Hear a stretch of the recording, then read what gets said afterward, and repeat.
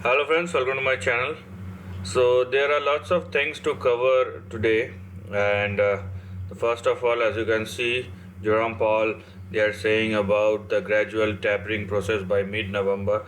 So the thing is, if you taper the bond purchase, it doesn't matter much because the interest rate is very low, and market moves or market gets its mojo back, whether on the upside or on the downside, is basically when they have the certainty of interest rate movement and not the tapering. So previously or right now you're buying $120 billion, now you could taper up to 115 or 110.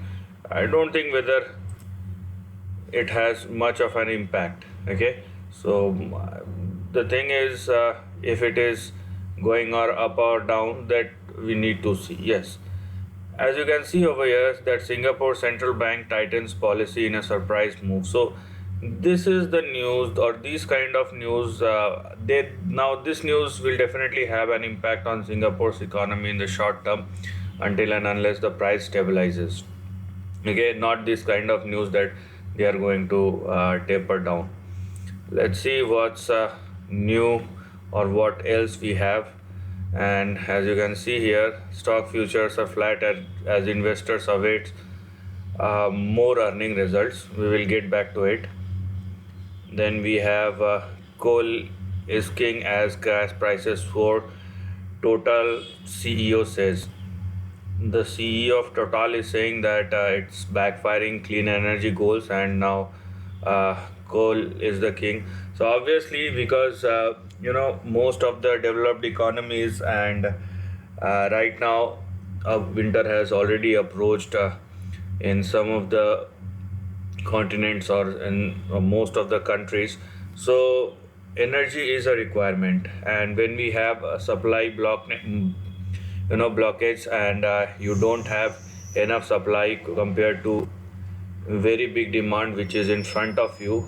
So obviously these kind of things, whether you're talking about clean energy, because people, this is a matter of survival. In some of the continents, winter are good, but in most winter are harsh. So it's a point of concern, and you need not to wait for a clean energy goal, at least in the short term, or until and unless the the thinking brains of the world can fix it out. Also, now this one, that why a $200 billion money manager, on why every stock market investor should be ready to go cash. So what is saying is, market volatility is up and the valuation in the S&P 500 may taper stock investor to go into cash, especially if Q3 disappoints. For most investors, it is not a binary decision between being in stock or out.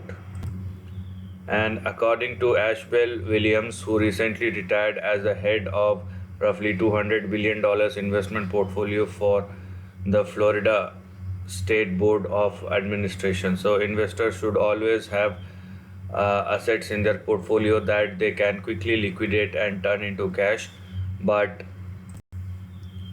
that is so they can rebalance their equities and have taken a hard hit and offer value. So I don't think this matter much right now. Then we have this news of Morgan Stanley, and uh, they are saying that China's properties are attractive. Now this news, you need to understand that, or if you are checking, let me show you one important news related to that. So this Morgan Stanley upgrade. Okay, I don't want to talk about why they have upgraded or not, but let me show you one news so that you can understand. So this is the latest one. Now I'm unable to open this one. So if I open this one, yep. So as you can see, this is as of October 12th, 2021. Now China bans private investments in media organization in a bid to tighten the control over free speech. So right now what the Communist Party of China is doing that. So as you can see, as per the measure posted in the Chinese Communist Party's website, its SDRC or State Development and Reform Commission said it is soliciting public opinion on adding private sector investment in media organization to a list of banned investment. Radio Free Asia reported. So the government uses label lawsuits, arrest, and other means to force China's journalists and other media organizations to censor themselves. China blocks many US websites, including Facebook, Instagram, and some of the Google services. So now, you can't get any news. Whatever news has been fed to the Chinese population is basically being scanned by the authority of the Communist Party of China, and for the rest of the world, you can't get anything out of China. Any specific news, whether it is good, bad, and more specifically when you're talking about financial markets, now it's an official press release that they are going to block everything. So coming back to this press release, I don't know, because what you are looking and what are the upgrades and what is the base behind that. So because if you are not getting any information out of a particular country, how could you say that whether it is attractive or not, and how big the losses could probably be when you don't have enough information? And more so over, if the information are available, what is the credibility of that? So these are some of the things which you need to understand. Now coming back to the this one, yeah, stock futures flats as investors await more running result.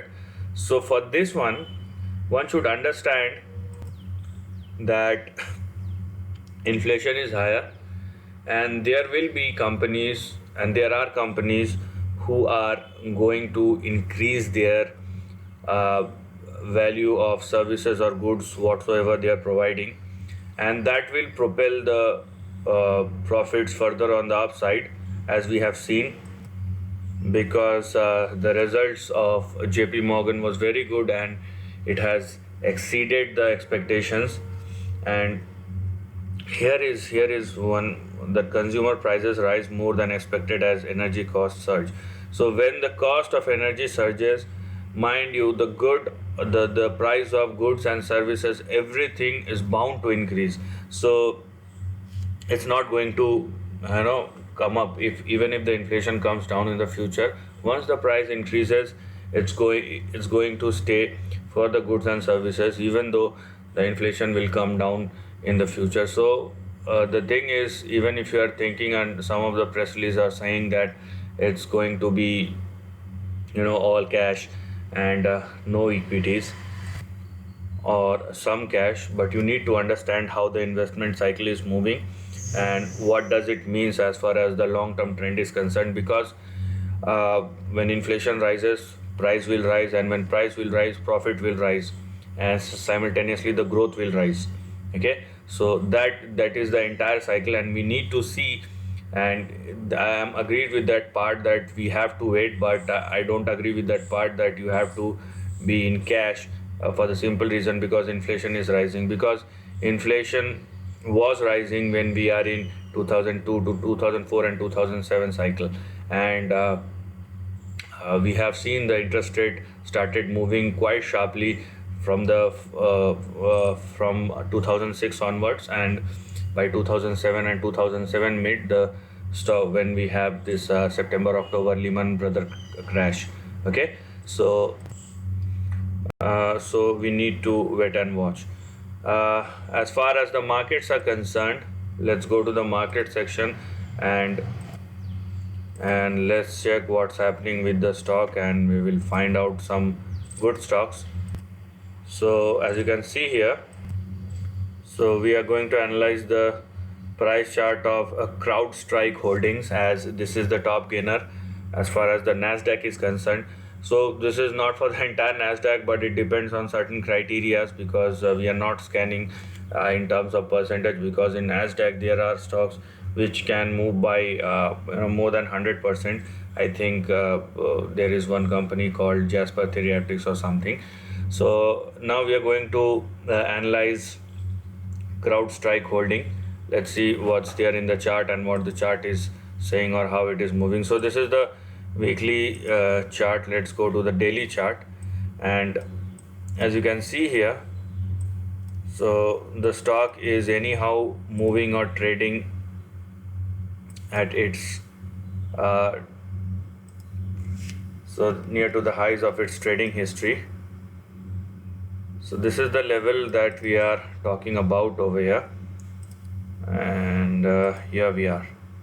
So this is the range in between which the stock chart of Crowdstrike is holding, and we have the support level which will be in between 239 and 227, and the resistance level we have here is 289 or 290.